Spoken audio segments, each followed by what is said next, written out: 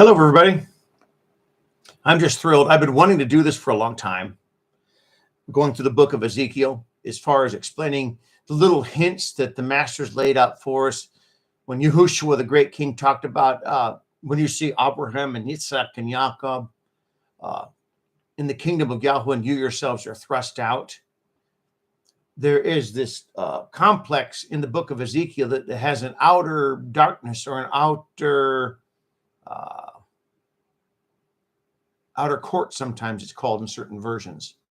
It sort of speaks of the people in outer darkness are not unsaved. It just did not pictures as far as there is going to be actual transformed spirit beings. In the book of Ezekiel, there is a new type of cherub. He has the face of a young lion and the face of the man.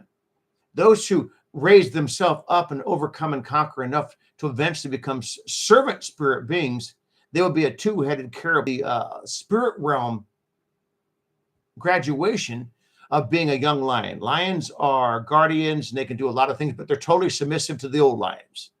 They're under they're under total rule of the others. And I'm going to give you some hints as far as the signing a doorpost. As far as the first part of this is going to talk about the signs of like palm trees, and that's the area of the temple where the humans are, the human palm trees. And then there's the palm trees and the cherubim.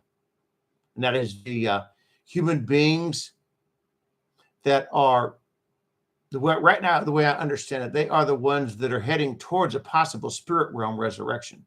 They'll still look like they were before, just a spirit, not going to turn into two-headed spirits, But I want to share, there's a lot of little neat tidbits. I basically went through that last night and went through all the little details that sort of hint around at the outer dark.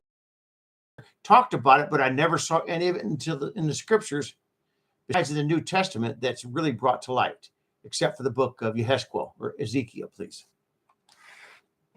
Okay.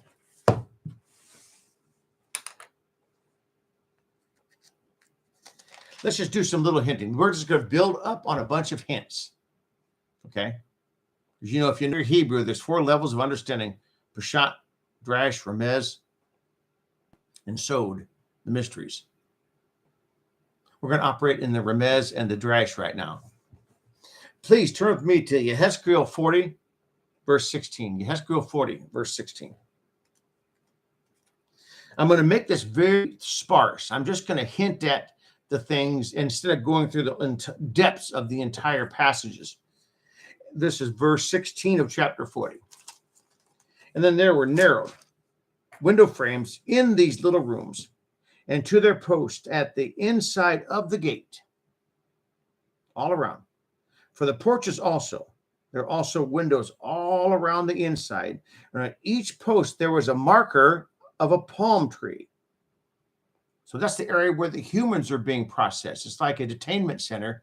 As people are being raised up at the white throne resurrection, they're having to be processed. Just like anything else, we have to go through a processing to see, as we are now the rulers of the world, those who overcome. If you want to study out Daniel 7, that explains it. We'll be the rod of iron rulers of the world under Yeshua's great authority. And so all these mass resurrections are going to be coming up. Because remember, the book Revelation talks about the white throne judgment is just a wheat resurrection. Okay?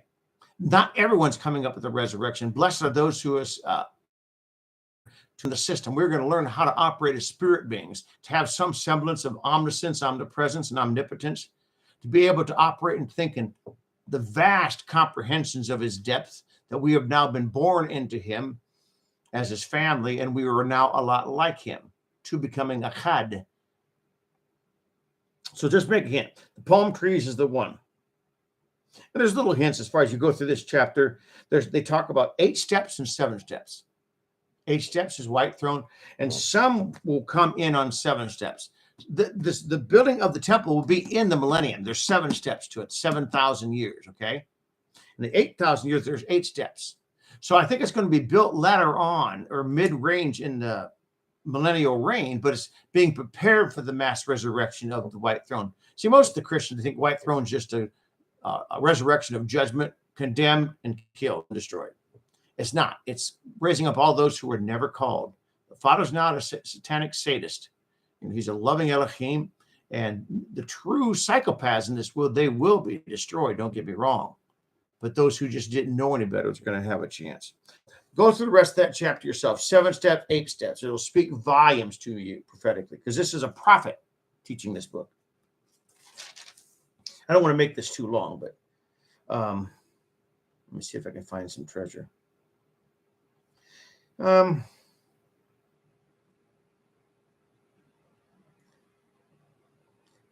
And to notice, this is like a prison complex or retainment, like a gathering place for all those who aren't yet sanctified. Because all this Torah, when the new priesthood is offered up, they're going to be still converted. These coming up this resurrection will not yet have the laws written in their hearts and on their minds. They will be still very carnal. And that's why the sacrificial laws, to be that schoolmaster in a way, to teach them the Messiah's blood offering. It's going back in the physical sacrifices of those in the outer darkness. And the Father's still going to enjoy, by the Zadokian priesthood, the literal animal sacrifices. It's going to be clear on his altar. But again, let me make it clear. Study this. Go through my sermon I just taught last one. It's talking about how to be a rich man. Something to do with Luke 16:16 and what it's like to be a rich man. Okay. And that'll fill in all these gaps. There's corridors, there's guard houses and guard posts everywhere in this thing. It's more of a military or a containment complex more than, yes, there's a temple in it, but it's for the harvesting of the children. The harvest is going to be vast in the white throne judgment. Here's the outer courtyard. Let's pick up at Ezekiel 42, verse 1. So the Melech brought me out to the outer courtyard, and the way around the north. And he brought me into the room which is opposite the set apart place, which is opposite the building to the north. Along the length of this room was 100 amma in the north door. The width was 50 amma. Now listen to this, it gets good. And opposite the inner courtyard was 20, and opposite the pavement of the outer courtyard of the gallery was gallery against gallery. And before these rooms towards the inside was a walk of 10 amma wide. Again, make note of all these measurements. 10 amma is about 14 feet. A hallway at 14 feet. They're going to deal with a large harvest of millions and trillions of people. They need larger corridors and things like that. Now, the upper rooms were shorter because the galleries took away the space from them, lower than the middle building. And they were in threes. Let's skip on that. Okay, on the outside, it's like a set of arms. There's a 3 galleries going up. There's 3 stages of regeneration, basically. We're going to get to the living waters towards the end, out of the threshold of the house. Remember, he took Yeshua out, and he went through a stage of up to the ankles, up to the knees, up to the waist, up to where he couldn't swim, or he couldn't walk over it anymore. There's 4 levels of being immersed in the water of the world. Okay.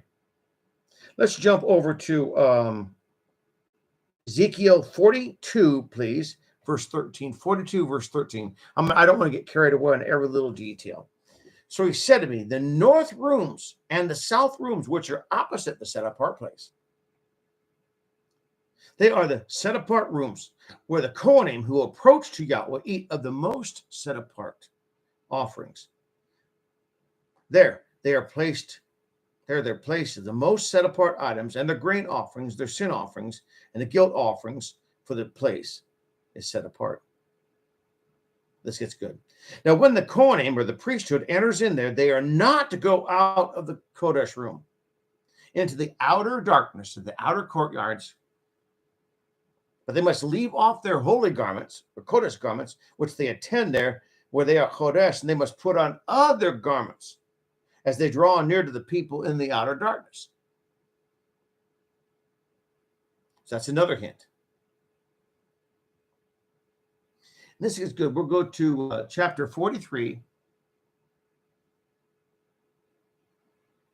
Let's roll into it a little bit.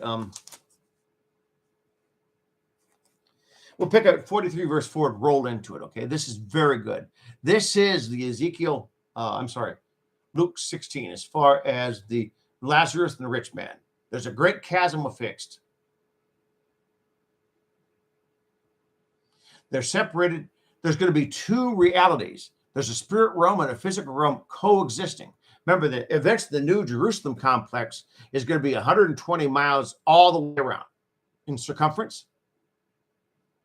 Maybe 2 miles, somewhere in that range. I'm not a mathematician. I don't get the math stuff. So this is very good. This is, we're sort of picking up Ezekiel, the entire chapter of Ezekiel 16.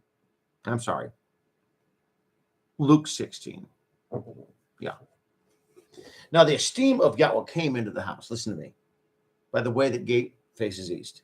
And the rook took me up, and he brought me into the inner courtyard. And see, the esteem of Yahweh filled the house. This is the courtyard now. And I heard someone speaking to me from the house. This is the place where my throne in the midst of the children of Israel forever.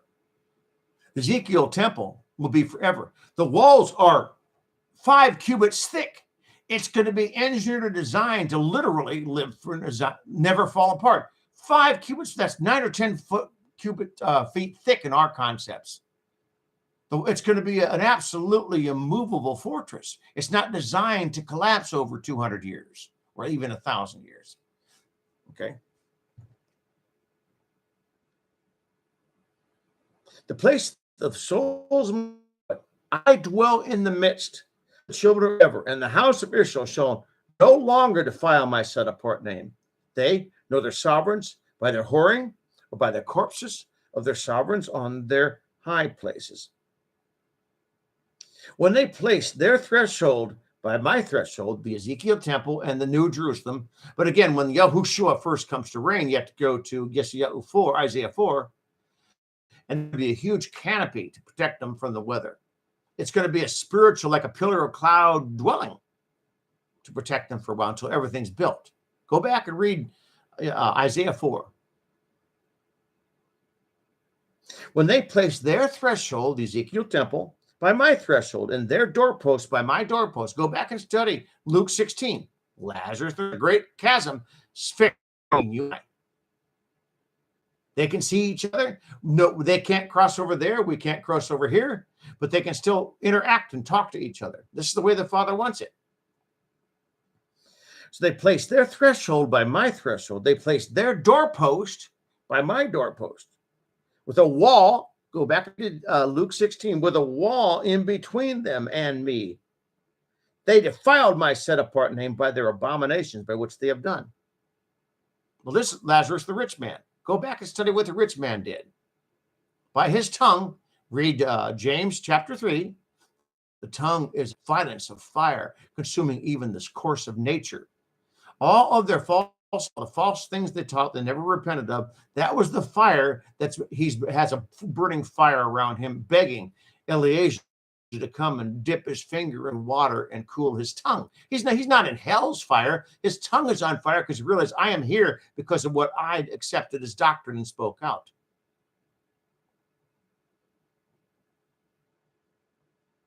I'll pick up at verse 8 again to cover it. Now, when they placed their threshold by my threshold and their doorpost by my doorpost, with a wall in between them and me, my set apart name by their abominations, which they have done, so I consumed them in my displeasure. Now, let them put away their whoring and their sovereigns far away from me, or the corpses, the walking dead. In the spiritual symbolism, people can be alive. So cut off all the corpses of their sovereigns far away from me. Their midst. 43 verse 10. Ezekiel 43 verse 10. Son of man, explain the house to the house of Israel, what they are ashamed of and their wickednesses, that they measure the measurements. He's saying right now, go back and figure this out before you end up going in to be that rich man. Okay? And since they shall be ashamed of all that they did, they shall make known to them the design of this house and its structure. It's a house. It's a containment center.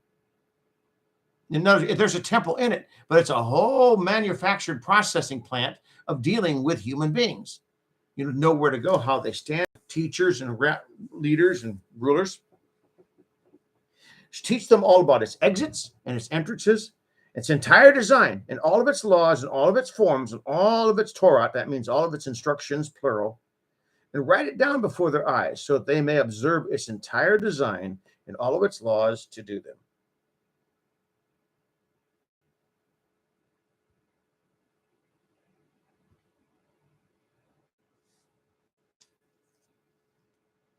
Okay, let's pick up at 44:10. I'm just going to hit it real quick, just give you all the hints of outer darkness.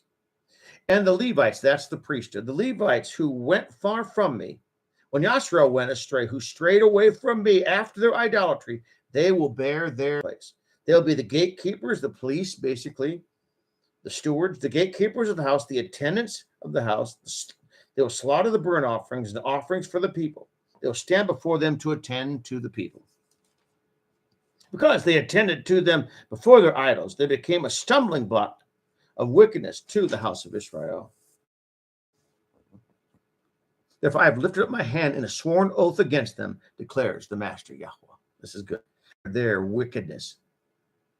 And they will not come near to me to serve as my Kohanim, nor come near any of that which is set up, nor go into the most set apart place. They shall bear their shame and their abominations by or attend the outer darkness. They are the priesthood for the outer darkness, weeping and gnashing of teeth, crying and screaming and yelling, saying, hey, we want to be in our temple.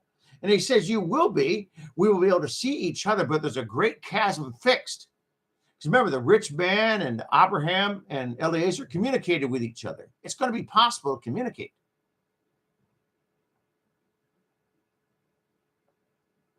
Yes, I shall make them those who guard the duty of this house, and for all of its work, all that has been done in it. But the Kohanim, the Levites, the sons of Zadok, these are the righteous priesthood. Remember, when King David had to rush away from having, he didn't want to have to raise up a sword against his own son and kill the entire army of Israel. So he backed away from it when his son rebelled against him. He went into hiding. And priest Zadokian line are the inner priesthood and the inner sanctuary in the physical temple now. Not the New Jerusalem temple. The seraphim and cherubim, the angels take care of that priesthood. Remember, these are going to be two existences. The New Jerusalem is spirit. It's going to be in this flesh. You can see it, but it's still made of spirit. Okay? In the heavens, there's precious stones. Even though they are called precious stones, the spirit stones, not literal stones somebody has to go dig out of the ground. Okay. Verse 16. Chapter 44, verse 16. And they will enter into my Mikdash, my temple, and they will draw near to my table. These are the Zadokians. They will draw near to my table and serve me, and they will guard my charge. Again, this is the physical temple. There's two sets of altars. There's a defiled. They will guard my charge. And it shall be, when they enter the gates of the inner courtyard, they will put on garments. No wool will come upon them while they are attending within the gates of the inner courtyard or within the house. They will have linen turbans on their heads and linen trousers on their bodies. They will not gird themselves with anything that causes sweat. They will go out to the outer courtyard.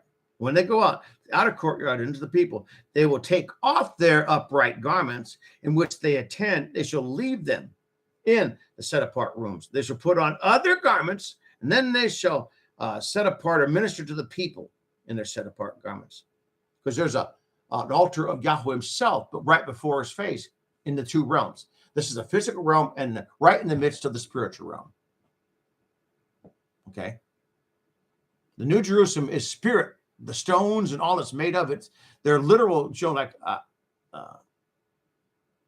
amber and all the different types of stones, but it's spirit stone. It's a spirit entity. Remember, it comes down, New Jerusalem comes down out of heaven. It was designed and constructed in heaven. It wasn't built on this earth. They shall take off their garments by which they attend, and they shall leave them in the set apart rooms. They will put on other garments, and then they shall set apart the people in their set apart garments. And this is giving hints to where these are going to be human beings yet.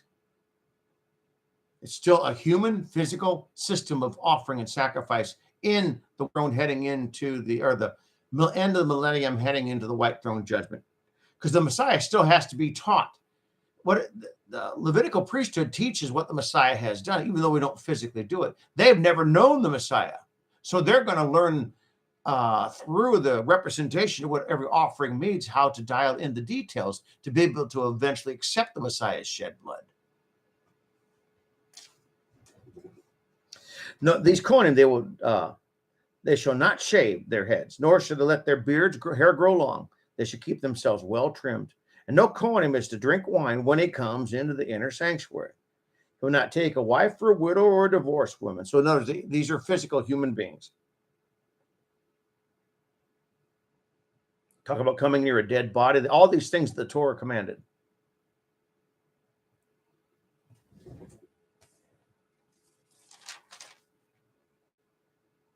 Now, here's where we're talking about. This is another confirmation, another witness that the people in the Ezekiel complex, the detainment complex, if you want to call it that. We can go through all of these guard posts in the corners. I mean, it's like not really a prison, but it's like a containment center. I mean, they have to have things. The walls are 5 and 7 cubits thick. That's 11 and 12 foot thick. There's no way they burrow through 11 or 12 foot thick walls. Okay, it's the holy days. The atoning sacrifice holy days, where the Messiah's blood no longer could be applied, is not even listed. They only keep Passover and unleavened bread, and then the feast of Sukkot or Tabernacles. Yom HaPurim, canceled. Yom Teruah, when he comes, canceled. Pentecost, canceled. Let's go into Ezekiel. In the first month, verse 21, chapter 45, verse 21, please. In the first month, on the 14th day of this month, you will have a Passover or Pesach, a festival for 7 days. Unleavened bread is going to be eaten. So they're still going to be sanctified. That's the type of getting sin out of your life, to learn what sin is. That's why the Christians have such a hard trouble with sin, because they're glad to keep some modification of the Lord's Supper and rush right into Pentecost. They like Pentecost, but they will not be sanctified. They will not go through the unleavened bread. And then the second set of unleavened bread of the 50 days, or 7 sets of 7 going up to the Pentecost. There's actually 2 sets of 7s that sanctify us and purify us and get the sin out of our lives. And they forget that part. They just jump in between. They sandwich what they want in there. As one pastor said, the Christians, they only read the New Testament, so anything else they don't understand, they make it up. They design their own. Now, in the first month, on the 14th day of the month, you should have the Pesach or the Passover, a festival for 7 days. Unleavened bread is to be eaten. On that day, the prince will prepare for himself, for all of his people of the land, a bull for the sin offering. That's for the first day of unleavened bread. All the other animals are offered up on the first day of unleavened bread. There's bulls and all sorts of sacrifice. You go back to the Torah. It's not just the Passover lamb only, So we don't do it personally in the New Covenant. The 7 days festival, they prepare a burnt offering to Yahweh, 7 bulls, 7 rams, perfect ones, daily for 7 days, and a goat daily for the sin offering. Then he's prepare his grain offering of 1 ephah for each of the bull and 1 ephah of the grain offering for each of the ram, together with a hin of oil for each ephah to make it into dough. Now, in the 7th month, on the 15th, now most of the holy days are canceled now. There's no atonement for these people. It's not I'm not going to say it's permanent, even though they won't ever cross over. They might be offered life later. I'm not sure. Yahuwah only can judge. But see, those 4 of the high days are shut down. Again, for the people in the containment centers, the Ezekiel temple, or I should say the outer darkness. In the 7th month, on the 15th day of the month, at the festival, Sukkot, he prepares light for 7 days. The sin offering, the grain offering, the same thing, the grain offering, and that's for the oil. Now, here's 46. This is not going too long, so I'm going to cover it. This is interesting. Chapter 46 talks about the living waters of the Messiah. Then, after they've gone through all this refinement, after they've gone through all of the discipline to learn the priesthood and how to operate and to please the Father, then the living waters are going to open to them. But they don't have any presence together. Remember, it said, no one from there will cross over us, and we will not cross over there. So underneath the door or the threshold of the house of Yahweh, the living waters are going to pour out. He's going to heal them. But the door is still closed. Once the master gets up and opens up that door and closes it again, the prince will be able to go into the porch of that doorway and have sacrifices and do things with the Father. But he cannot ever open up the door the master's walked through. The 10 virgins, duh. There's all sorts of connections. Let's read this because we're doing really good on time. Thus says Adon, Yahuwah. The gate of the inner courtyard that faces east is shut for 6 days. But on the Shabbat, it is open. Then on the day of the new moon, it is open. So Sabbats and new moons are still being observed. Now the prince shall enter in by the way of the porch of that gate from the outside. He'll stand by his post, and the Kohanim shall prepare his burnt offerings and his peace offerings. He shall bow himself down at the threshold of the gate. He will go out, but the gate is not to be shut until the evening. And now the people of the land, they shall bow themselves down at the entrance of this gate before Yahweh on the Sabbath and on the new moon. So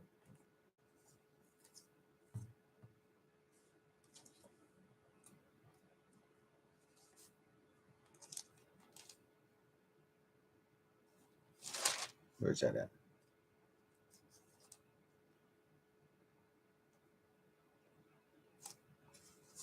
Okay, let's go into chapter 46, Ezekiel 46, and pick up at verse 18. We'll roll into it, okay? That the prince does not take any of the people's inheritance by evicting them from their possession. He is to give his sons their inheritance from his own possession. And from his own possession, that none of my people shall be separated from their possession. So he brought me through to the entrance, which is at the side gate, into the set-apart rooms of the Kohanim facing the north. And look, there was a place at the extreme rear towards the west. Now, this gets good. This is great stuff. Let this sink into your spirit. Like I said, let this sink down into you, the master used to say. Let this sink down into you. Let it sink. Don't just say, you're insane, Jim. You know, it's intense study just going through the good news is the Besorah. I've been spending basically half a year just going through the Besorah studying these things out. And he said to me, this is the place where the Kohanim cook the guilt offering, the sin off, the outer courtyard to set apart the people. They're defiled. There's certain limitations. They are blocked from helping these people. So he brought me to the outer courtyard, the outer darkness, and he made me pass along the 4 corners of that courtyard. And look, pay attention, guardhouses. And look, at every corner of the courtyard, there was another courtyard. In the 4 corners of the courtyard, there were courtyards covered over, 40 amma long and 30 wide. These 4 corners having one measure. In outer darkness, there was a row of building stones all around them, all around the 4 of them. The place for the fire that was made underneath the rows all around. And he said to me, these are the kitchens to which the attendants of the house shall cook the slaughterings of the people. So it's a big kitchen.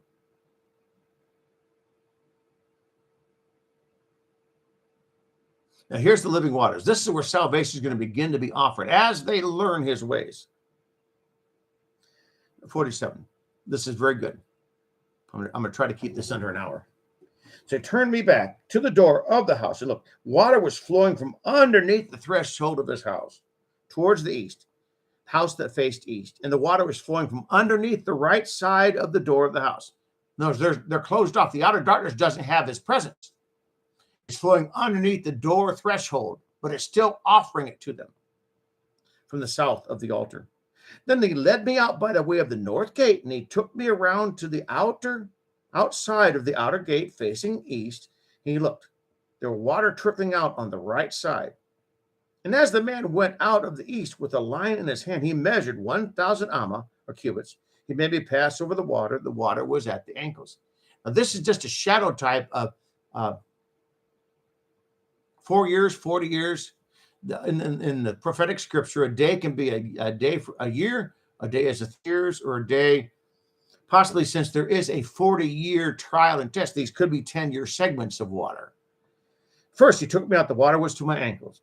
Then, measured 1,000 cubits more, and maybe passed over again. The water was up to the knees. And if you know the Hebrew symbolic language, just like Eliyahu said, where is the Elohim that of Eliyahu? Remember, Elisha, he swatted Elijah's garment, and he made the Jordan separate. When you have the water separate, you're drawing closer. You're drawing into a closer relationship with them, going through the Red Sea. Then he measured another 1,000 cubits and made me pass over the water. It went up to my loins. Then he measured the 4 sets of 1,000 cubits. It was a stream. It was so deep it could not be walked over. Okay, so that could be 40 years. It could be 4 years.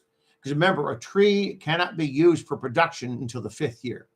4 years, the 5th year is set apart to get all the offering. It rots away or gives away to the Father's work for the temple, the priesthood's work. And then that day on, it begins to be useful. So this could be the 4th year, pointing to the 5th year not being mentioned. Yet, and again, the scripture has to interpret itself. Now listen to me. When I returned, look, along the bank of the stream were very many trees. And I think that those who overcome. Back in the other one, the book of Revelation, it was a tree bearing its fruit every month. It pointed to a singular tree. And now there are very many trees of life that have the same function. So the new body or the family or the reproduced Elohim family are the trees. Then he saw the vision. Now he saw very much one other of the stream of living water. We're there to minister to the people. Salvation is now beginning. And he said to me, these waters are flowing down towards the east to go down in the Arabah. They enter into the sea, being made to flow into the sea, and the waters shall be healed. And it shall be that every swarming creature, whether the streams go, shall live.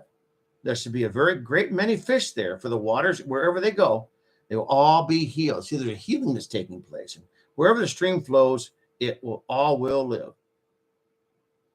Let's jump down into verse 12. He talks about the swamp waters.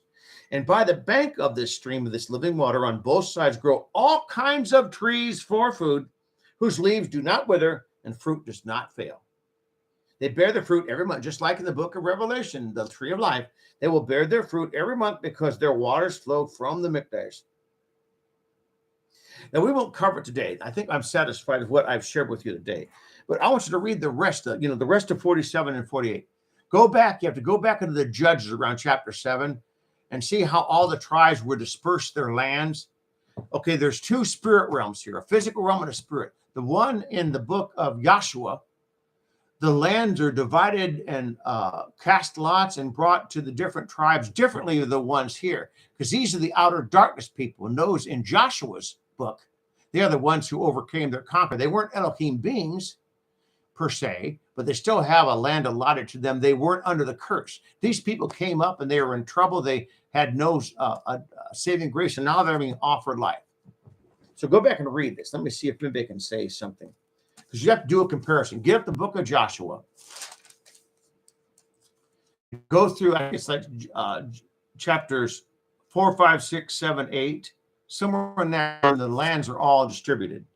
And you notice they're not the same where all the tribes.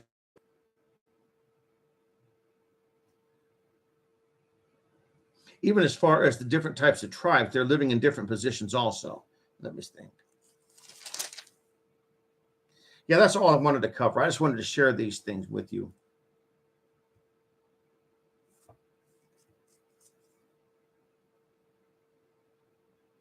Go through that last couple of chapter and a half and go through the differences and go back and study Joshua. So I pray this will give you some edification. It'll open up the majesty of Yahushua's word. He doesn't lie. Why does he keep talking about outer darkness? Okay. Go back and restudy this concept of hell. Like I said, go back and study the goats in Matthew 25 and things like that. Maybe I'll cover that real quick, and maybe I can plant that seed. Turn with me to Matthew 25, will you?